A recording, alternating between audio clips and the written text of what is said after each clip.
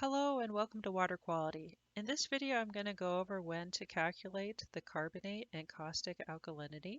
So before you watch this video, make sure you watch the videos on deriving the endpoints for total, carbonate, and caustic alkalinity.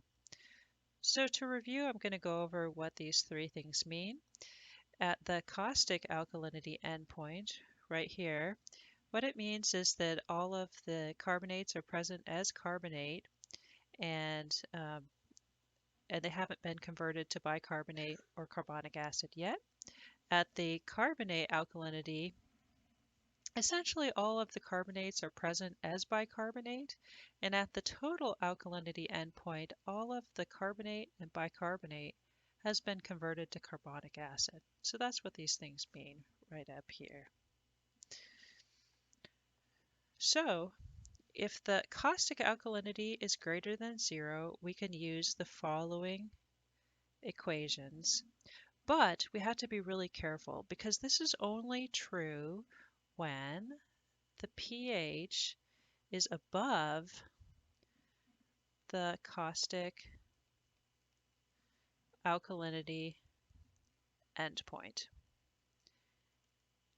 And so as I showed in a previous video, this occurs at about a pH of 10.8. It'll vary a little bit depending on what your CtCO3 is, but in the previous video, we found a pH of 10.8 for that endpoint.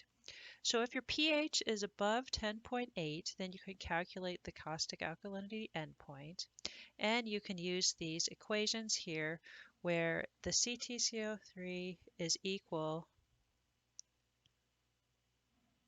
to the difference between the carbonate and caustic alkalinities, and the difference between the total and caustic alkalinities is 2 CtCO3.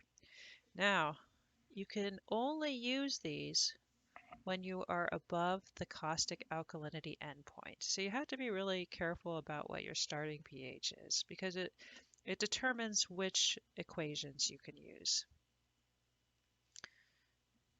Now, if the carbonate alkalinity is greater than 0, and this is only going to be true if the pH is above the carbonate